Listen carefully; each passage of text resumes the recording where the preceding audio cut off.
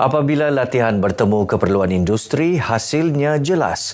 Keboleh pasaran graduan mencecah 100%. Kejayaan Advanced Technology Training Center Jabatan Tenaga Manusia EdTech JTM Kampus Kota Kinabalu satu pencapaian yang membuktikan keberkesanan latihan kemahiran yang ditawarkan. Fadli Zil Ikram ada perkongsiannya.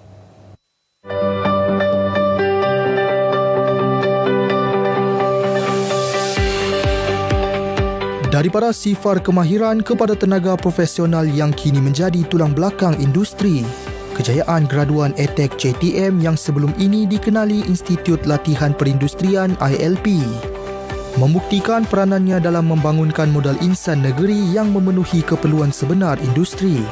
Pendekatan latihan berteraskan keperluan semasa menjadikan graduan institusi ini bukan sahaja berkemahiran teknikal, malah bersedia terus bekerja sebaik menamatkan latihan.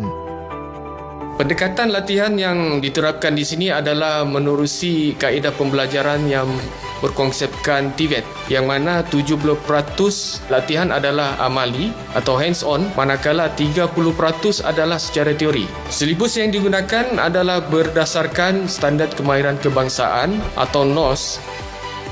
Statistik membuktikan kejayaannya. Lebih 10,500 graduan sepenuh masa dilahirkan sejak penubuhannya. Manakala lebih 30,000 pekerja industri menerima latihan menerusi kursus jangka pendek. Ramai antara mereka kini mengisi jawatan penting dalam pelbagai sektor industri. Malah tidak kurang yang berjaya membina kerjaya sebagai usahawan teknikal. Usaha berterusan institusi ini turut menerima pengiktirafan.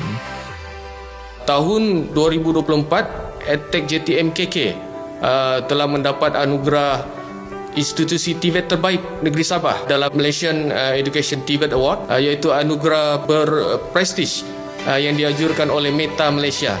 Dan yang membanggakan lagi, 2 tahun berturut-turut kadar keboleh pasaran graduan EdTech JTM KK adalah sebanyak 100%.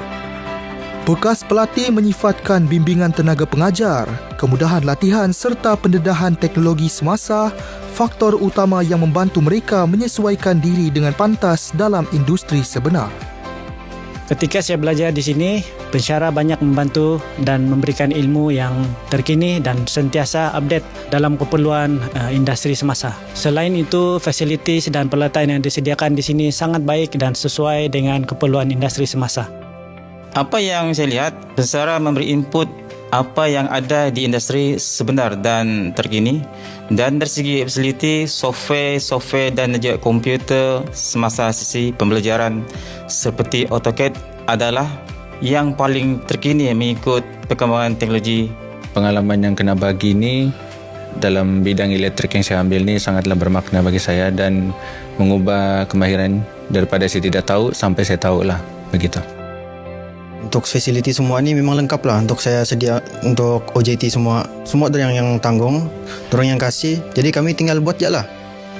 Pencara di EdTech JTM KK ni semuanya memang sporting, memang peramah semua, tidak kedekut ilmu semua. Dia ajar dari dalam modul dan luar modul, lebih kepada real punya equipment lah. Jadi kami dapat experience tu yang real server, real firewall. Jadi kami boleh configure tu semua lah.